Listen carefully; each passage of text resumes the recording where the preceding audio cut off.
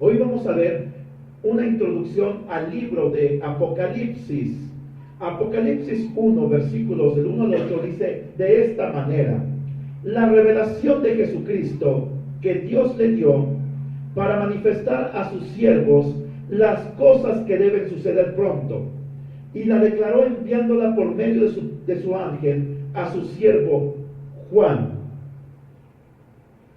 que ha dado testimonio de la palabra de Dios y del testimonio de Jesucristo y de todas las cosas que ha visto.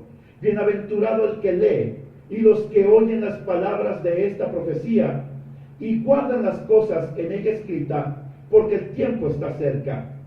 Juan, a las 7 iglesias que están en Asia, gracia y paz a vosotros, del que es y el que era y el que ha de venir, y de los 7 espíritus que están delante de su trono, y de Jesucristo el testigo fiel, el primogénito de los muertos y el soberano de los reyes de la tierra, al que nos amó y nos lavó de nuestros pecados con su sangre, y nos hizo reyes y sacerdotes para Dios su Padre. A él sea la gloria e imperio por los siglos de los siglos. Amén. He aquí que viene con las nubes, y todo ojo le verá, y los que le traspasaron, y todos los linajes de la tierra harán lamentación por él. Sí, amén. Yo soy el alfa y la omega, el principio y el fin, dice el Señor, el que es y el que era y que ha de venir, el Todopoderoso. Amén. El tema central del libro de Apocalipsis es la persona de Jesucristo. Los primeros 8 versículos son una introducción y tienen el propósito de hacernos una breve presentación e invitación a leerlo. Eso son una introducción. Veamos el libro de Apocalipsis como si fuera una obra de arte, como si fuera un libro que usted tiene ante sus manos. ¿A quién de ustedes alguna vez o recuerda el último libro que compró? Yo compré un libro hace 2 semanas. Se llama Los Generales de Dios. Y habla acerca de los padres de la Reforma. Hombres como Juan Nos, como Martín Lutero, hombres como Juan Hus. Y esos hombres fueron personas que se levantaron ante reyes, ante emperadores, ante papas, y ellos declararon que la palabra de Dios era la única regla de fe y práctica. Declararon que el ser humano es salvo no por obras, sino solamente por gracia. Ese es el último libro que yo adquirí. Y si usted ha leído un libro últimamente, y no me refiero al libro vaquero o al libro pasional, me refiero a un libro, lo que es un libro, de un autor como Octavio Paz, Fedor Dostoyevsky, de un autor como tantos que hay hoy en la actualidad. Si usted ha leído un libro últimamente, se dará cuenta de que un libro tiene una introducción, un libro además tiene un prólogo, tiene una dedicatoria. Pues hoy es lo que vamos a ver con respecto al libro de Apocalipsis. En primer lugar vamos a ver el prólogo del libro, versículos del 1 al 3, y empieza diciendo: la revelación de Jesucristo que Dios le dio para manifestar a sus siervos las cosas que deben suceder pronto, y la declaró enviándola por medio de su ángel a su siervo Juan. Versículo 3 dice: bienaventurado el que lee, los que oyen las palabras de esta profecía. En el prólogo del libro se nos muestra o se nos da un vistazo de cuál es el propósito de este libro. ¿Por qué razón fue escrita? Pues bien, este libro fue escrito para ser un libro profético. Versículo 3 lo dice: bienaventurado el que lee las palabras de esta profecía. En el prólogo nos damos cuenta que es un libro profético, mientras que los libros apócrifos son aquellos a los cuales su contenido los caracteriza de ser de origen oscuro o de un origen difícil de entender. La palabra Apocalipsis significa aquello que es revelado. ¿Ha escuchado usted de los libros apócrifos? En las Biblias católicas hay algunos libros que se les conoce como deuterocanónicos, el segundo canon. pero también se les conoce como apócrifos, porque su origen es incierto. No se sabe en cierta manera o en cierto grado quién los escribió, pero además no se sabe en qué época se escribieron. Y en su contenido tienen muchas contradicciones con el resto de la Biblia.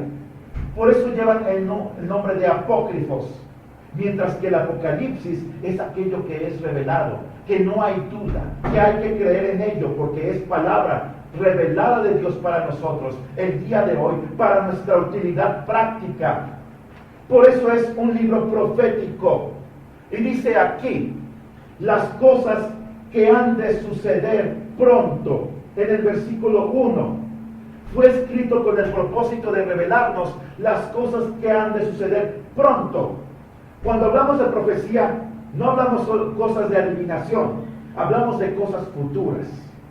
Dice, han de suceder pronto. Significa que no han sucedido. Significa que van a suceder pronto. La palabra pronto en el idioma griego es entakei. De ahí viene lo que conocemos nosotros como el tacómetro. ¿Cuál es la función de un tacómetro? ¿Ha visto usted cuando usted maneja que hay una agujita que cuando tú pisas el pedal va aumentando, te indica la velocidad? A eso es a lo que se refiere la palabra pronto, o el tacómetro, o entakei. Se refiere a eventos que van a suceder repentina y súbitamente. Y cuando comiencen a suceder, sucederán uno tras otro y no habrá vuelta atrás. No significa que van a suceder en 2 o 3 días, sino que cuando sucedan, sucederán en un breve periodo de tiempo. A eso es a lo que se refiere.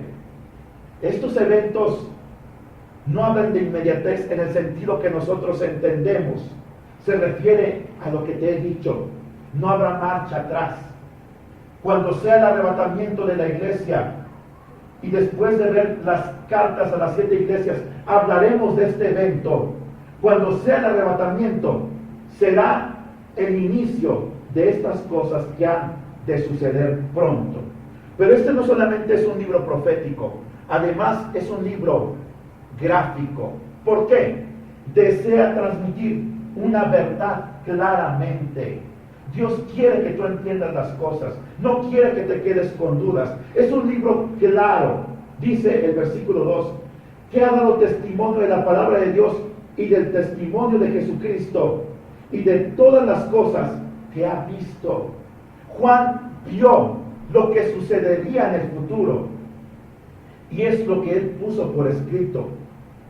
Juan no vio letras o palabras escritas en el cielo. Él vio eventos futuros. Ahora, ¿cómo sucedió esta comunicación? Sucedió de esta manera. Mira, aquí lo dice el Señor Jesucristo. Dios el Padre le dio la revelación de las últimas cosas a Jesucristo. ¿Y qué fue lo que sucedió después? Sucedió esto. Jesucristo la envió por medio de su ángel a su siervo Juan. Y además, Juan la transmitió a cada uno de nosotros por medio de su escrito, el Apocalipsis. Así que este es un libro profético, pero además es un libro pictórico. Está lleno de imágenes, de cuadros. Algunos son horrorosos, pero no para el pueblo de Dios. El Apocalipsis no debe de aterrarte a ti. El Apocalipsis es un libro que a ti debe de incentivarte a buscar más a Dios, a llevar una vida santa, a apartarte del mal.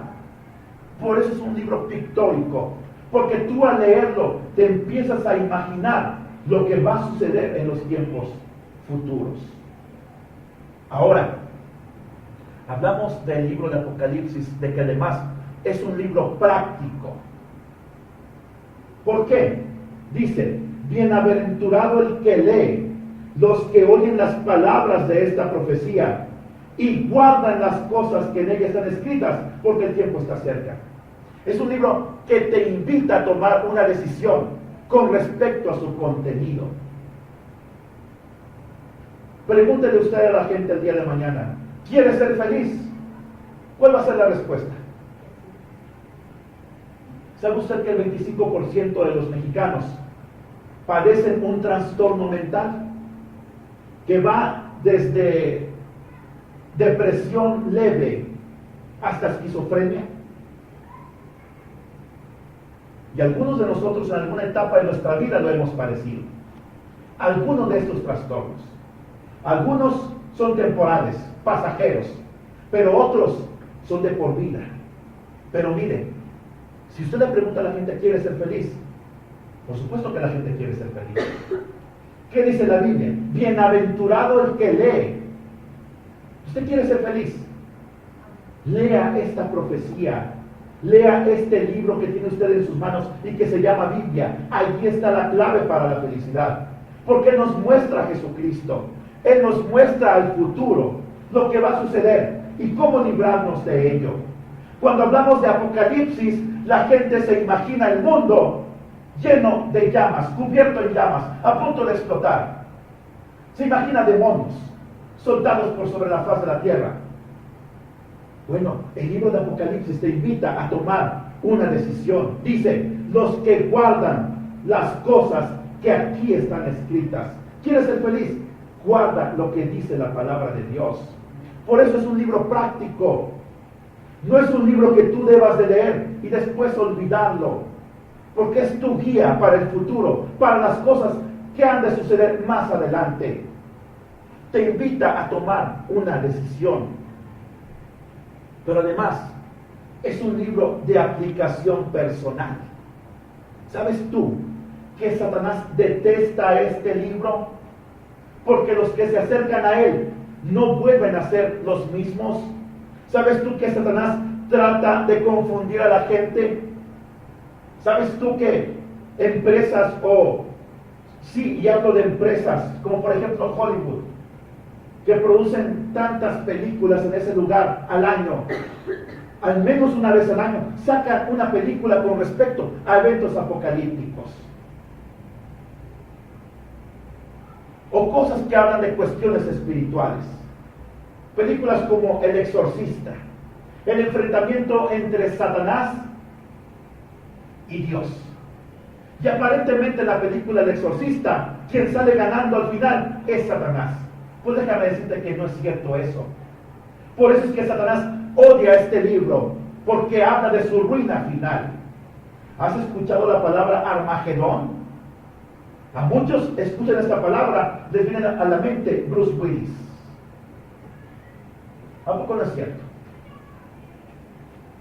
Y piensan que Armagedón se refiere a un cataclismo mundial originado por un terremoto o originado por un cometa que chocará contra la Tierra. La palabra bestia a la gente le despierta la imagen de la bella y la bestia. Hasta en caricatura lo han puesto. Satanás quiere confundir a la gente para desviar su atención de la verdad revelada en el libro de Apocalipsis. Lo vuelvo a decir, el libro de Apocalipsis es una guía para ti y para mí, de cómo escapar de los eventos que han de suceder pronto en el futuro. Ahora, este libro además, no solamente es de aplicación personal, es un libro para la lectura pública. Mire lo que dice aquí. Bienaventurado el que lee y los que oyen las palabras de esta profecía. Yo soy feliz cuando leo el libro de Apocalipsis. Usted es feliz cuando lo lee y lo pone en práctica. Hay bendición en leerlo públicamente. Pero ¿sabe usted que el libro de Apocalipsis casi no se lee en las iglesias? ¿Sabe usted que casi no se predica en las iglesias? Hay gente que nunca ha escuchado una serie de sermones del libro de Apocalipsis. Por eso este año nos hemos propuesto estudiar todo el libro de Apocalipsis, de principio a fin, porque queremos conocer más a Dios, conocer su voluntad. La primera vez que yo, su servidor, escuché una serie de sermones del libro de Apocalipsis, mire que mi vida cambió. Mire que me invitó a santificarme Dios, porque son cosas reales, cosas serias lo que va a ocurrir en el futuro. Ahora, es un libro lleno de amonestaciones pertinentes. A través de los primeros capítulos, usted constantemente va a escuchar la frase: el que tiene oído, oiga lo que el Espíritu dice a las iglesias. ¿En qué pasajes? En el capítulo 2, versículo 7, versículo 11, versículo 29, capítulo 3, versículo 6, versículo 13, versículo 22, capítulo 13, versículo 9, se menciona esta expresión. ¿Qué significa? Que es un libro lleno de amonestaciones pertinentes, necesarias. ¿Qué significa esto? ¿Ha escuchado usted la frase mexicana? El que le quede el saco que se lo ponga. A eso se refiere. Porque el libro de Apocalipsis hace amonestaciones al pueblo de Dios. Por ejemplo, la iglesia de Éfeso era una máquina religiosa. Estaba llena de intelectuales. Sabía quiénes realmente predicaban la verdad y quiénes no. Pero dice el Señor Jesucristo, tengo esto contra ti, que has perdido tu primer amor. Era una iglesia que se llenaba domingo tras domingo. Tenían una excelente alabanza, una excelente predicación. Era una iglesia que hacía obra social, pero hacía las cosas por costumbre y no por amor. Así que lo que Dios le está diciendo, Éfeso, si te quedó el saco, póntelo, porque te estoy hablando a ti. Hay iglesias como la Odisea. Era una iglesia rica, más rica incluso que Éfeso. Tenían un excelente templo, excelentes instalaciones. Pero ¿qué dice el Señor Jesucristo? Tengo esto contra ti, que no eres ni frío ni caliente. Por tanto te vomitaré de mi boca. Hay gente que tiene todo para servir a Dios, pero desafortunadamente tienen un pie en el mundo y un pie en la iglesia. Y Dios no quiere a los fríos. Dios quiere que tengamos un corazón apasionado por Él, apasionado por la gente que no le conoce. Que tomes una decisión y digas, me voy a alejar del mal, me voy a alejar de aquellas cosas que me corrompen, de aquellas amistades que me incitan a hacer lo malo. Es un libro lleno de amonestaciones pertinentes. Cuando tú lees, Dios te está retando a ti. Y tú tienes que tomar decisiones. Nadie que lea Apocalipsis será indiferente al contenido de este libro. Y además, este libro, hablando de que nadie será indiferente a su contenido, provoca rechazo entre aquellos que se han dejado seducir por el espíritu del anticristo. Porque este es un libro cristocéntrico sobre todas las cosas. El personaje central es Cristo. Lo hemos cantado esta mañana. Su nombre es Cristo, Dios poderoso, Rey de mi ser, Rey de gloria. Pues bien, la gente que no tiene el Espíritu Santo, que no ha nacido de nuevo, lo va a rechazar. Ahora, ¿qué otra reacción produce? Provoca temor entre aquellos que el Dios de este siglo ha cegado su entendimiento y aún no han entregado su vida a Jesucristo. Rechazo o temor. Pero además, entre los que conocemos a Jesucristo, este libro provoca reverencia, compromiso evangelístico, esperanza en aquellos que son hijos de Dios. Este no es un libro que te deba de atemorizar a ti. Debe de comprometerte a llevar a los pies de Cristo a aquellos que en tu familia aún no le conocen. Tus padres, tus hermanos, tus hijos, tu esposo, tu esposa. Porque el tiempo está cerca. Sigamos adelante. Es un libro que genera una expectativa profética. Dice, el tiempo está cerca. Y cuando habla del tiempo, se refiere a la palabra kairos. ¿Sabe usted que hay dos maneras de verificar el paso del tiempo? Este es un reloj que tengo en mi mano. Se le llama cronómetro. El cronómetro mide el paso del tiempo. Es el tiempo cronos, al cual estamos sujetos los seres humanos. Usted nació en una época, en una fecha. Va a morir en una fecha. Es el tiempo cronos. Así se le llama. El otro es el tiempo kairos. Es el tiempo de Dios. Dios no está sujeto a nuestro tiempo. Se refiere al tiempo del fin. Un periodo de tiempo específico dispuesto por nuestro Dios. Dice, el tiempo está cerca. Hay una expectativa profética. El tiempo de Dios se acerca. Él va a traer juicio sobre la humanidad. Dios va a intervenir en la historia para traer juicio y para traer salvación a los que creen en Jesucristo. Estamos hablando del prólogo de este libro. Miren, hay gente que dice, basándonos en Mateo capítulo 28, palabras del Señor Jesucristo, y será predicado este evangelio hasta el fin del mundo, y entonces vendrá el fin. Mateo 24 lo dice. Mateo 24. Hay gente que dice, pues el evangelio todavía no llega a todos los lugares del mundo. Hay lugares en África, en Asia, donde todavía no llega. Aún aquí en México hay lugares donde todavía el evangelio no ha llegado. Déjame decirte que eso no es cierto.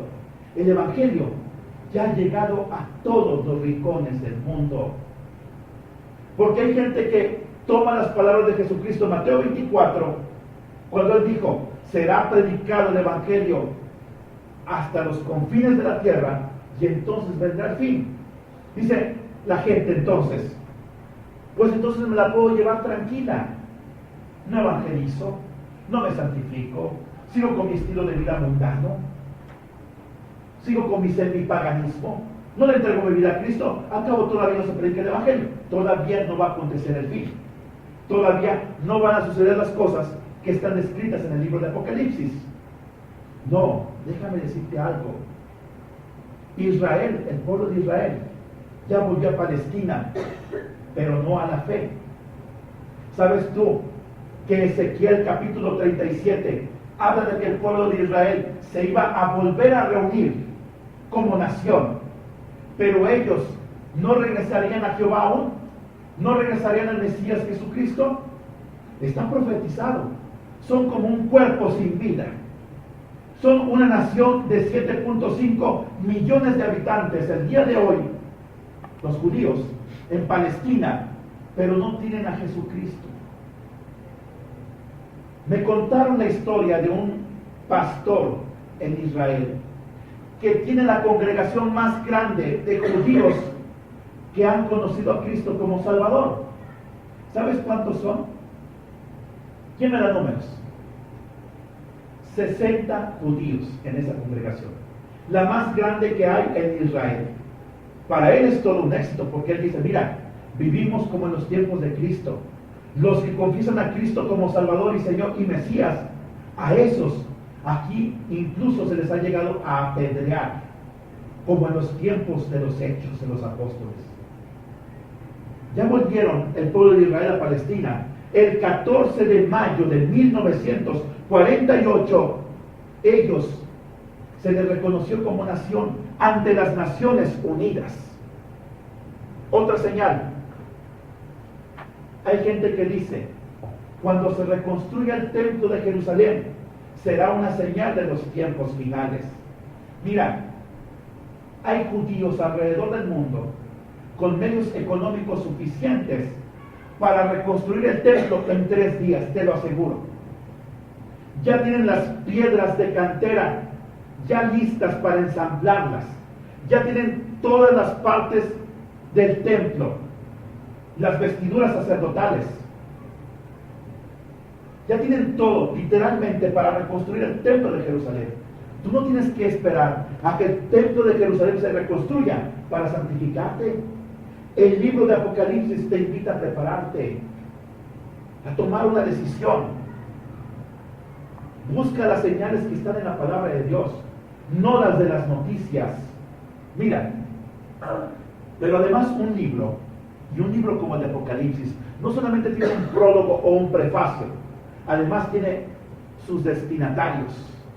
Mire, hace 3 años Dios me dio la bendición de escribir mi primer libro. Se llama Supera tus límites, y habla acerca de un hombre llamado Jabes. No le quiero decir más, el caso es este. Fue para mí una emoción cuando escribí la dedicatoria y dediqué el libro en primer lugar a mi esposa. Y puse unas palabras de dedicatoria hacia ella. Pues miren, los destinatarios del libro ¿quiénes son? 7 ciudades. Si usted se fija, esta parte es un mapa que es solamente una parte de lo que hoy conocemos Turquía, como Turquía. Está junto al mar Mediterráneo, al norte de Palestina. Esa es la región a la cual el apóstol Juan dedicó el libro de Apocalipsis, los destinatarios. Versículo 4, mire lo que dice. Juan, a las 7 iglesias que están en Asia, gracia y paz a vosotros, del que es, del que era, del que ha de venir, de los 7 espíritus que están delante de su trono. Los destinatarios del libro, ¿quiénes son?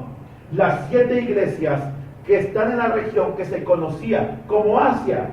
Pero si usted se fija, hay otras ciudades remarcadas con cuadros, a las cuales también se le conocía que tenían iglesias cristianas.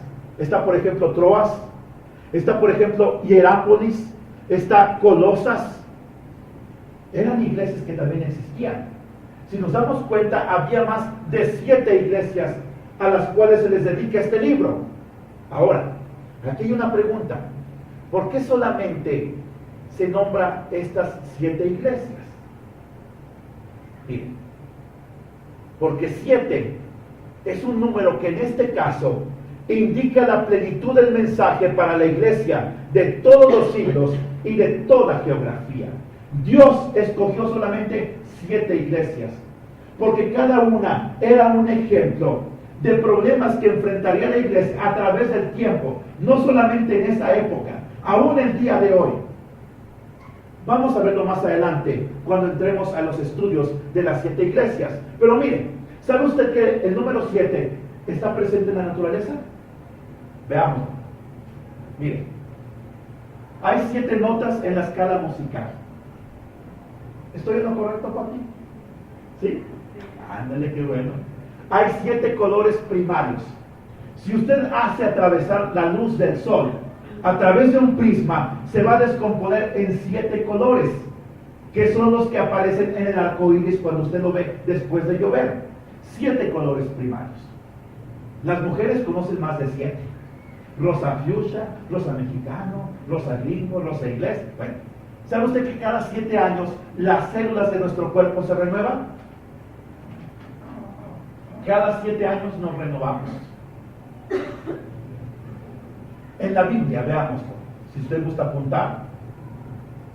En Levítico capítulo 23 se mencionan 7 fiestas dedicadas a Jehová. Sigamos, en la Biblia, el número 7, mire cómo aparece. En Josué 6:4 se mencionan 7 sacerdotes, 7 trompetas, 7 días y 7 vueltas. Sigamos. Jesús dijo 7 palabras desde la cruz del Calvario. Mateo 13, hay 7 secretos del reino de Dios revelados para nosotros por Jesucristo.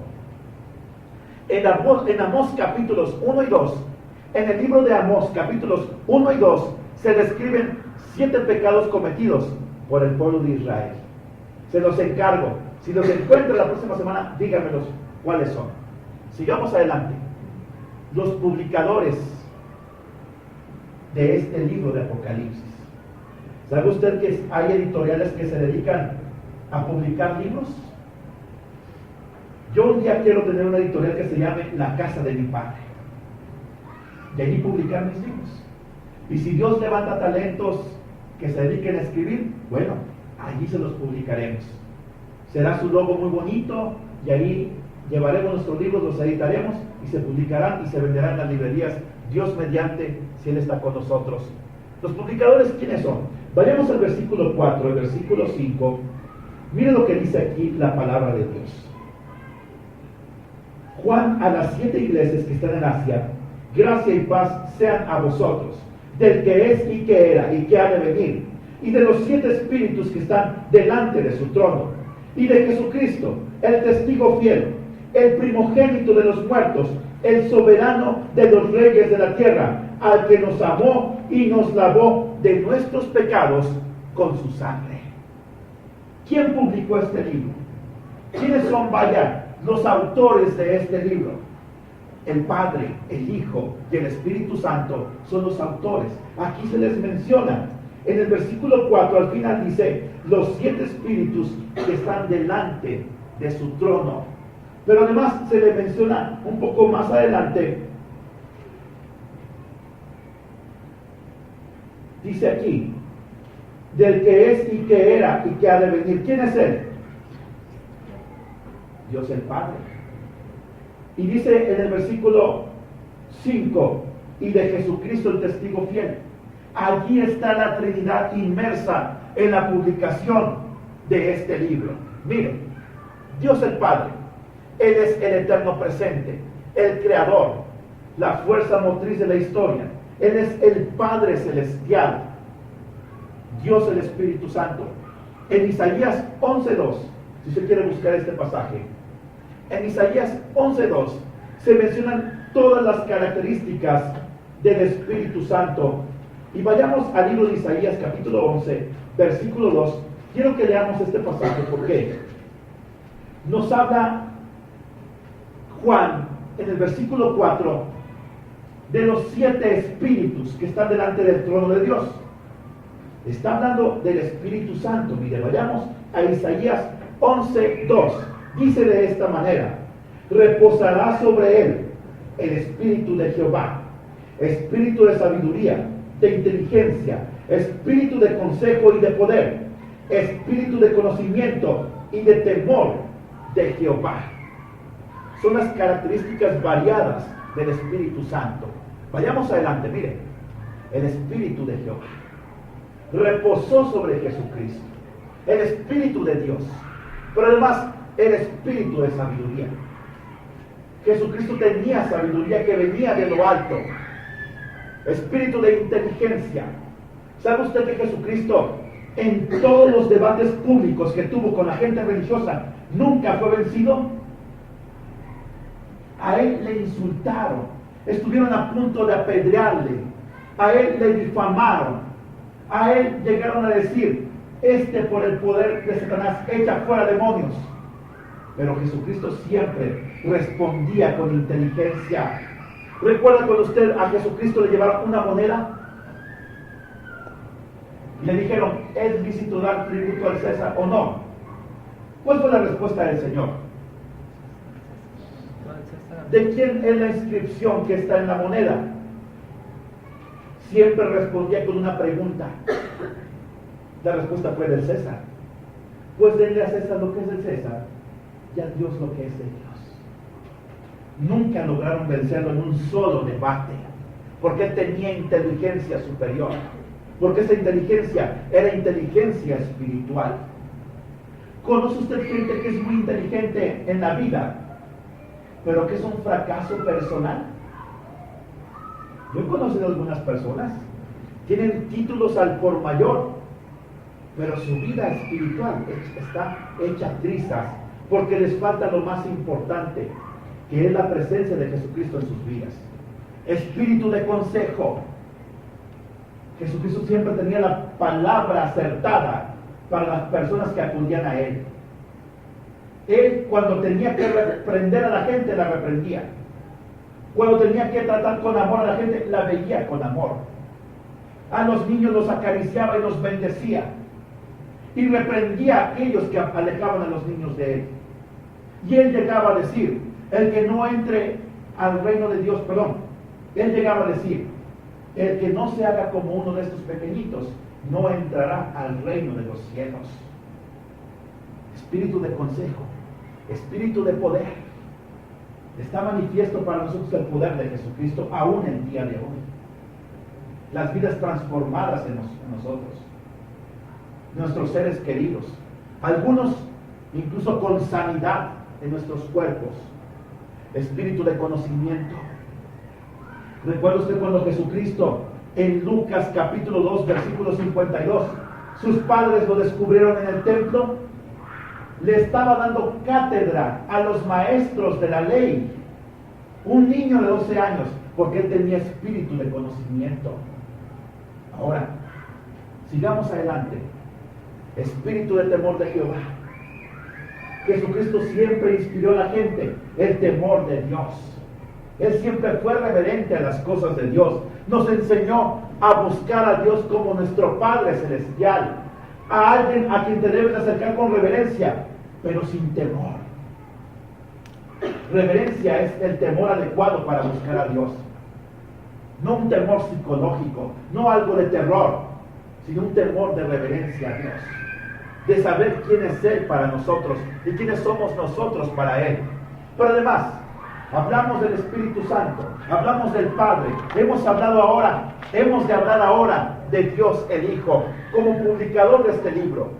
En este pasaje se le menciona separado del Padre y lo distinguen varios títulos apropiados para Él. Miren, lo que hemos leído en el pasaje, se le menciona en primer lugar como el testigo fiel.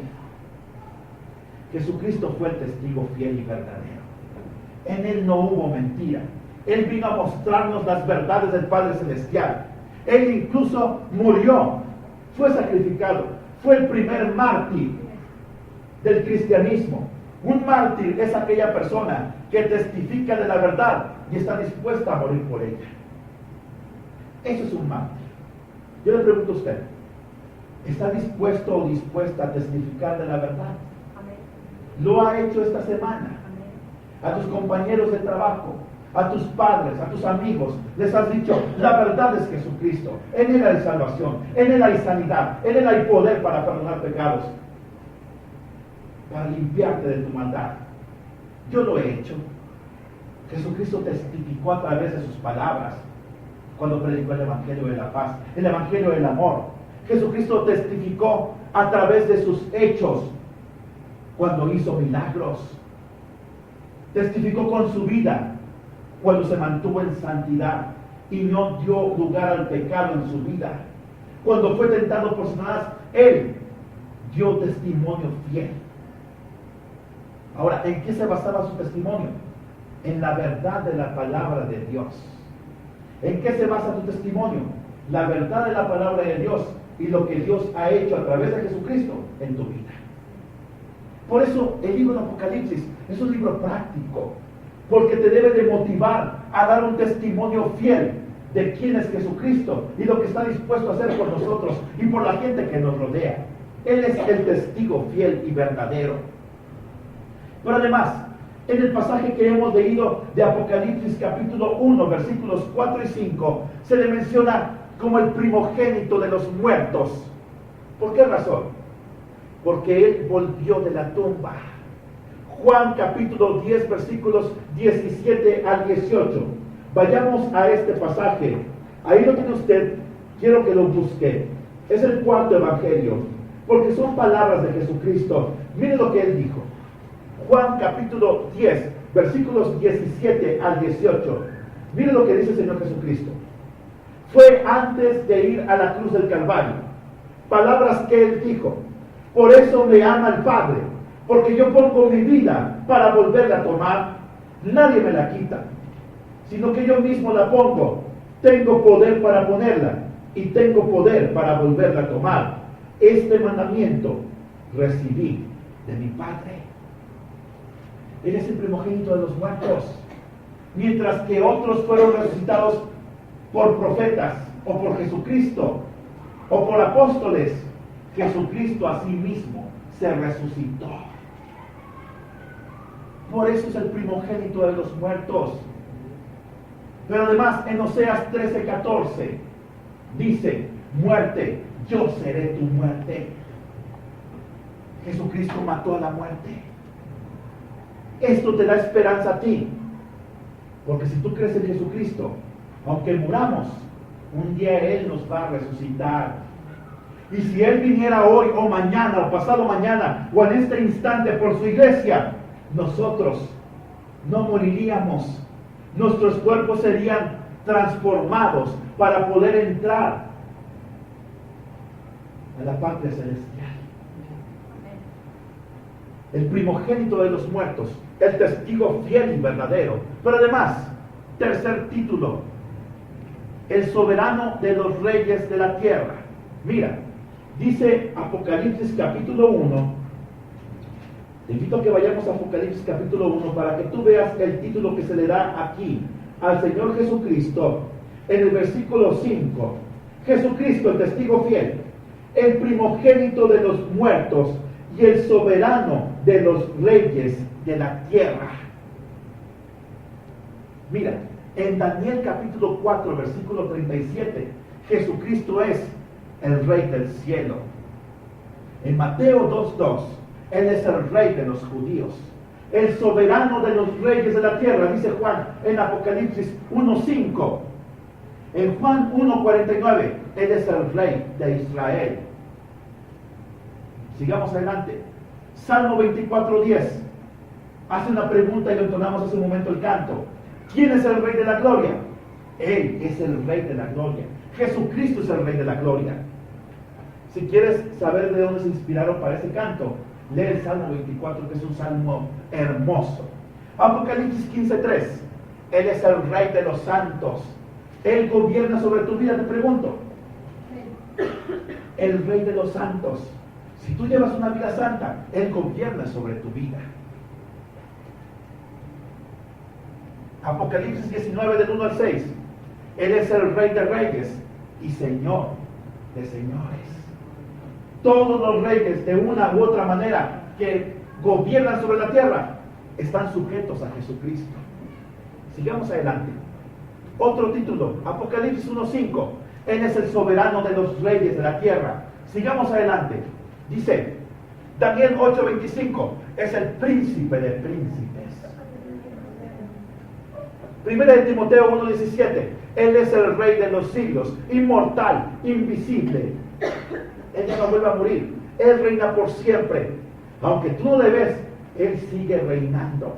Aunque tú veas un panorama desolador, de muerte, de corrupción, de dolor, Jesucristo sigue reinando. Sigamos adelante.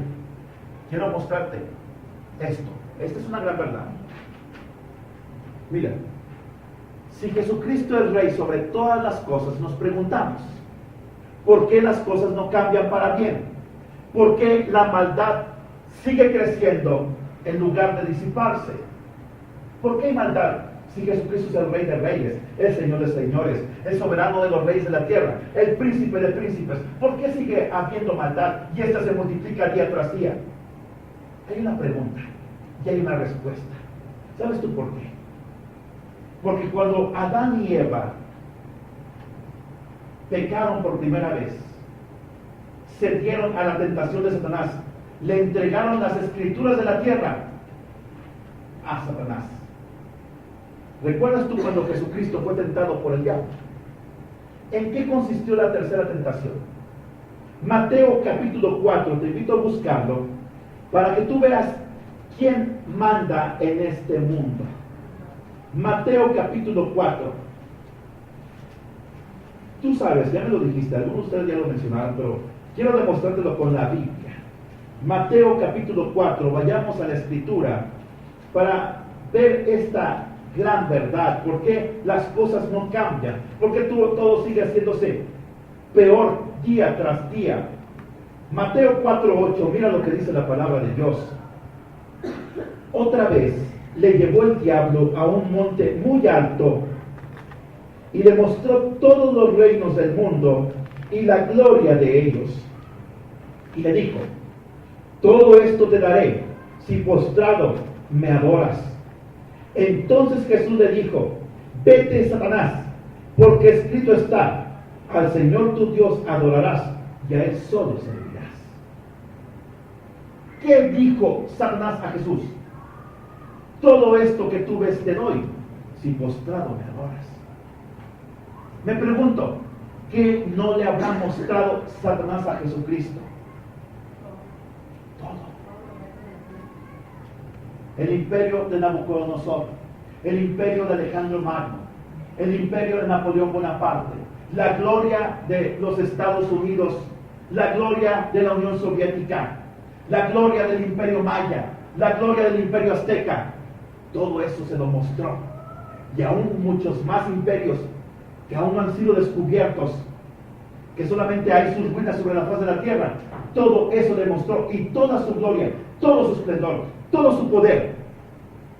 Jesucristo negó que Satanás tuviera poder para distribuir los imperios como él quisiera. ¿Lo negó? No. Lo reprendió por incitarlo a adorarle. Pero no le dijo que no fuera cierto. No le dijo que no fuera cierto. Entonces hay una gran verdad. ¿Quién tiene la batuta el día de hoy sobre la tierra? ¿Y quién está sobre Satanás? Miren, cuando Cristo venga, así, le va a quitar el dominio a Satanás. Cristo es el que gobierna realmente, pero Dios tiene sus tiempos. Así que si tú ves la maldad del día de hoy, si tú sufres sus efectos el día de hoy, no te desesperes. Encomienda a Dios tu causa y Dios te va a hacer justicia. Hace unos días llegó a nuestra casa una señora que es vecina. Mi esposa la conoce porque su hija y nuestro hijo están en la misma escuela, en el mismo salón de clases. Y llegó a pedirnos una ayuda económica la señora y a vendernos alguna ropa que tenía allí para nuestros bebés. Y nos dijo, miren, es que a mi esposo, su patrón lo corrió, no le dio aguinaldo, no le dio liquidación, ni siquiera le pagó la última semana de sueldo. Y luego todavía fue mi esposo a reclamarle, junto con otro compañero que también estaba en las mismas condiciones. Y no conforme con eso, el expatrón los golpeó a los dos y amenazó de meterlos a la cárcel. Una gran injusticia. Y era verdad lo que me estaba diciendo esta mujer, porque la conocemos, es nuestra vecina. Eso no es injusticia. ¿No le ha pasado a usted alguna vez en su vida?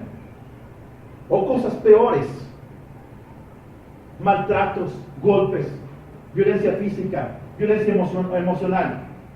Pues bien, todo esto es originado por el mal. El mal que yace en el corazón del hombre, pero que es incitado por las huestes infernales comandadas por Satanás. Yo no quiero ser demasiado negativo, porque quiero decirle que quien tiene realmente el control es Jesucristo. Esto un día se va a acabar. Por eso hablamos del Kairos, el tiempo de Dios. El tiempo de Dios va a llegar y Él va a hacer justicia a los suyos. Él va a traer a cada uno de nosotros su recompensa. Un día un misionero y su esposa se fueron a la parte más recóndita de África. En aquel lugar ellos llegaron con toda la fuerza de su juventud, con todo su entusiasmo, a predicar el evangelio a los nativos de África. Empezaron a ganar gente para Cristo. Ellos mismos empezaron a realizarse, construyeron una pequeña cabaña, tuvieron hijos e hijas. Y de todos sus hijos e hijas, todos murieron. Los sepultaron en la tierra de África. Llegó el tiempo, décadas después de su jubilación, tuvieron que regresar a Estados Unidos ya para jubilarse. En ese mismo viaje venía un presidente de Estados Unidos que venía de casa de África, venía de safari. Cuando llegaron al puerto de Nueva York, multitudes gritaban y sacaban banderas para recibir al presidente de Estados Unidos, quien bajó prácticamente de los hombros y se le recibió como un héroe por haber matado unos cuantos animales en África. Mientras que aquel misionero y su esposa bajaron por la puerta trasera con unas pequeñas maletas que contenían todo su equipaje y todos sus recuerdos de los últimos años. Esa noche, antes de viajar a su tierra natal en Estados Unidos, pernoctaron en un pequeño hotel de baja categoría. Y mientras se preparaban para dormir, este hombre le dijo a su esposa unas palabras, algo así como esto: algo debe de andar mal en este mundo. Nosotros que desgastamos nuestra vida predicando el evangelio, nosotros que sepultamos a nuestros hijos en una tierra desconocida, nosotros que entregamos nuestra fuerza, nuestra juventud por la causa de Cristo, Nadie vino a recibirnos. Mientras que este hombre, que fue a cazar unos cuantos animales, se le recibe como un héroe. Algo debe de estar mal en el mundo. Y se acostó. Esa noche este hombre, Dios le despertó y le habló a su corazón y le dijo esto: no te preocupes, el presidente se le recibió así porque él ya llegó a su casa, pero no te preocupes por ti ni por tu esposa, ustedes todavía no han llegado a casa. ¿Has comprendido la verdad? A veces parece que el mundo es injusto, a veces parece que la injusticia es la que reina sobre la tierra, la corrupción, la muerte, el desastre.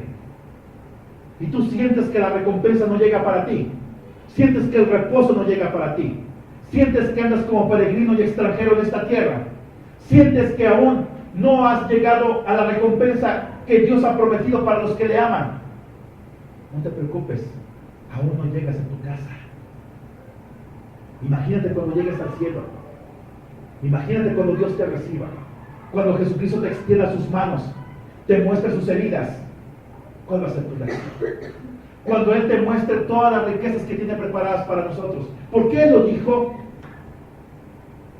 Juan capítulo 14 lo dijo: en la casa de mi Padre muchas moradas hay. Voy a prepararles lugar para que donde yo estoy, ustedes también estén. Así que tú no te preocupes, Dios tiene tu recompensa. Hay un debate entre la gente el día de hoy, entre muchos cristianos que dicen: nos convendría que gobernara un presidente cristiano. Déjame decirte que ni siquiera eso mejoraría la situación. No me opongo a los gobiernos de la tierra. La Biblia nos incita y nos invita a orar por nuestros gobernantes, por nuestro presidente, por nuestro gobernador, por nuestros diputados, para que hagan mejores leyes, para que Dios les dé sabiduría celestial, sabiduría espiritual. No me opongo a la política. Tú tienes derecho a integrar o a formar parte y obligación de formar parte de un partido político. Pero déjame decirte que aunque viniera un candidato, si él me demuestra que es íntegro y que es cristiano, lo apoyaría. Pero sé que las cosas no cambiarían. No esperaría mucho de él. Porque está demostrado en la historia que gobiernos cristianos, tarde o temprano, terminan por corromperse. Mira, tengo aquí la historia. El general Efraín Ríos Montt y su infame gobierno, y dicen entre comillas, cristiano. Lo dice un periodista, no lo digo yo. ¿Saben ustedes quién fue Efraín Ríos Montt? Fue presidente de la República de Guatemala. Déjame leerte su historia. Fue cofundador de la iglesia cristiana El Verbo. Durante 16 meses que gobernó, entre 1982 y 1983, sus patrullas de autodefensa civil, OPAC, que en realidad eran grupos paramilitares, se encargaron de combatir a cualquier medio, por cualquier medio, a los opositores al régimen. Al mismo tiempo se mantenía cohibida y amenazada la población, a fin de que ésta no diera apoyo a los grupos que luchaban por la democracia y los derechos humanos. Su gobierno terminó cuando el ministro de Defensa, Óscar Mejía Victores, lo derrocó mediante otro golpe de Estado. Y precisamente, Efraín Ríos Montt llegó al poder mediante un golpe de Estado. Para las elecciones del 2007, Ríos Montt participó por una curul del Congreso, obteniendo más de 250,000 votos para otro periodo de 4 años. Con esto espera que se garantice la inmunidad parlamentaria ante los procesos judiciales que se siguen en su contra por delitos de genocidio. En 1999, la Premio Nobel de la Paz, Rigoberta Menchú Tum, lo denunció en la Audiencia Nacional de España por los delitos de genocidio, torturas, desapariciones forzadas y terrorismo de Estado. Un presidente, entre comillas, cristiano. No digo que todos van a ser así, pero déjame decirte que el poder llega a corromper completamente.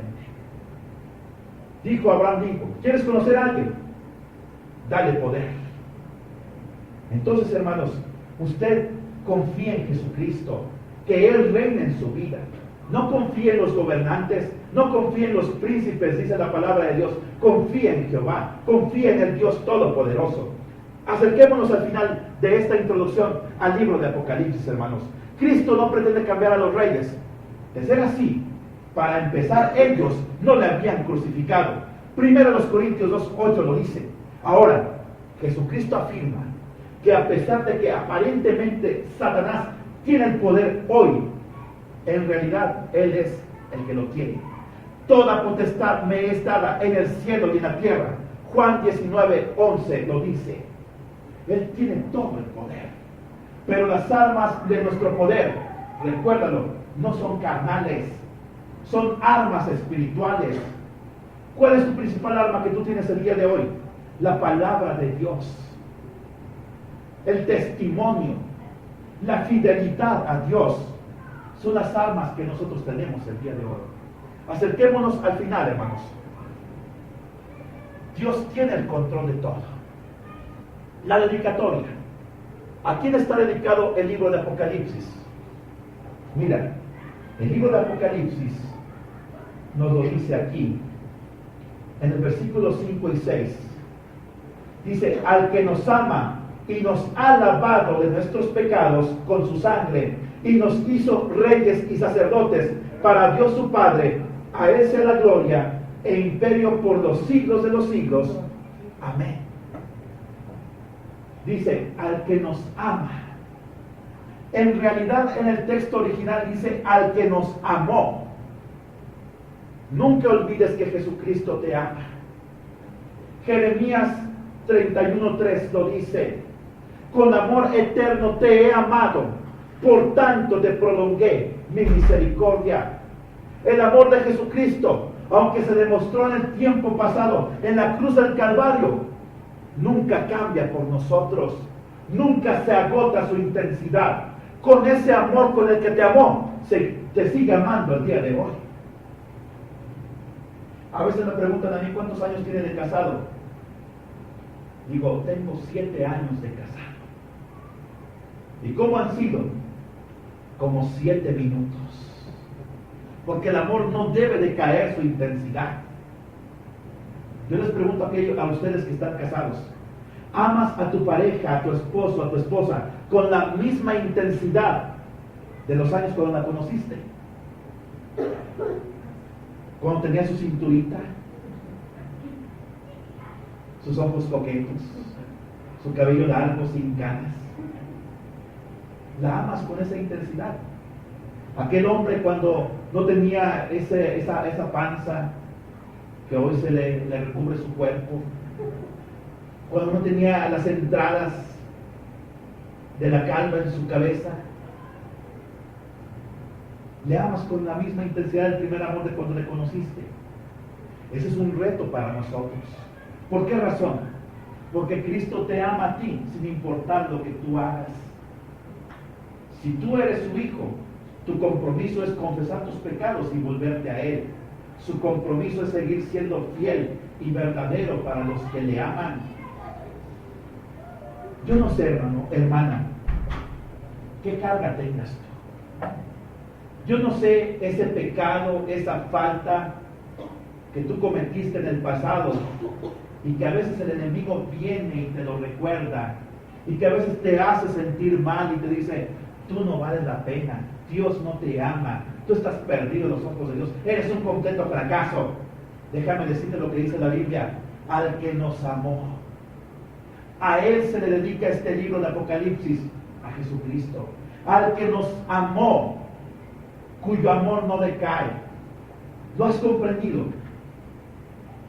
El amor de Jesucristo por ti sigue siendo el mismo. Él no se decepciona de ti. Él no se decepciona de ti. Porque Él te sigue amando con amor inalterable. Sigamos adelante.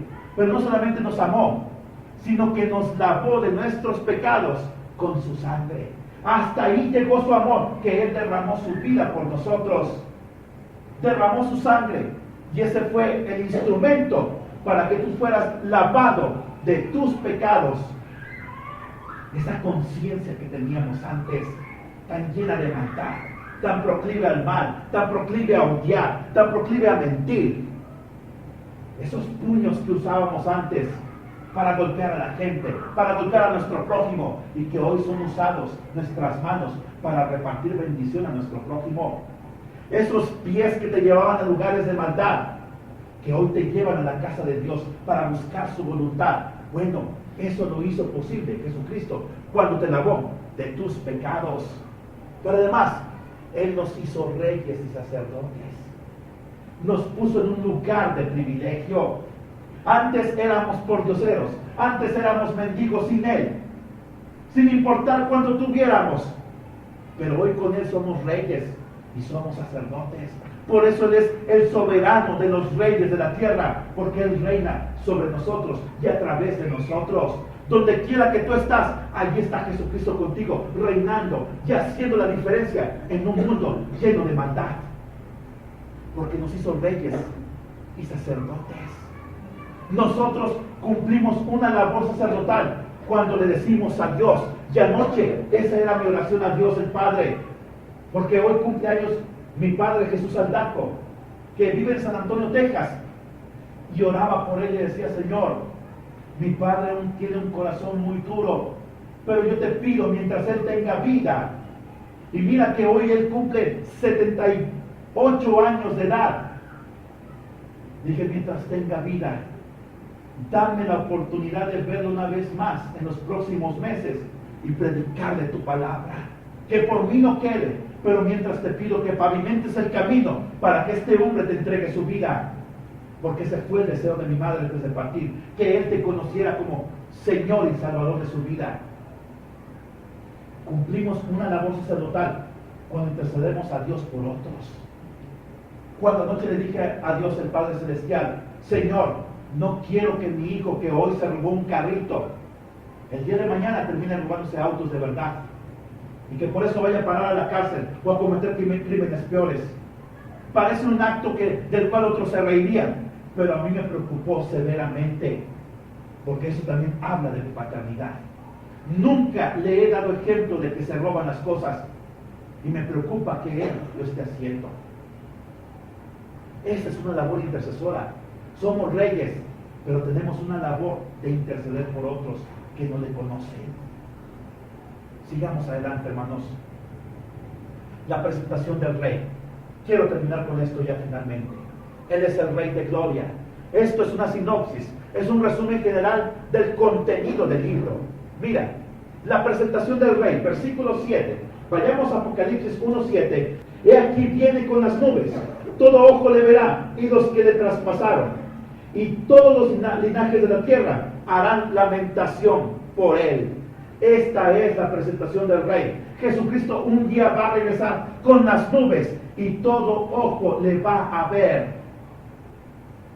No sé si a través de la televisión, no sé qué Dios va a hacer físicamente para que todo ojo le vea, pero lo cierto es que Él un día va a regresar. Todo ojo le verá, todas las naciones, y especialmente los que le traspasaron, los que lo crucificaron. El pueblo de Israel le va a ver. Viene con las nubes, pero además nos transmite su programa. Él viene a hacer algo a la tierra, y el programa es este: todo ojo le verá, y los que le traspasaron, y todos harán lamentación por él. Así que, hermanos, este es el programa del Rey. Él viene a traer juicio a la tierra. Jesucristo viene por segunda vez, sin relación con el pecado, para salvar a los que esperan en Él. Si tú esperas en Él, si tú crees en Él, tú no tienes por qué preocuparte. Al contrario, debes anhelar la segunda venida de Cristo. Y los que no están casados, procuren casarse ya, porque si no, no van a disfrutar, ¿eh? Así que por favor, apúrense. Porque cuando Cristo venga, va a ser demasiado tarde para convertirse a Él. Ya no va a haber otra oportunidad. Así que, según a los Corintios 6:2, es una palabra pertinente para el día de hoy. En tiempo aceptable te he oído, y en día de salvación te he socorrido. Este es el tiempo aceptable, este es el día de salvación. Si no le conoces, entrégale tu vida. Si sabes que no andas en buenos caminos, en buenos términos con Dios, ponte a cuentas con Él.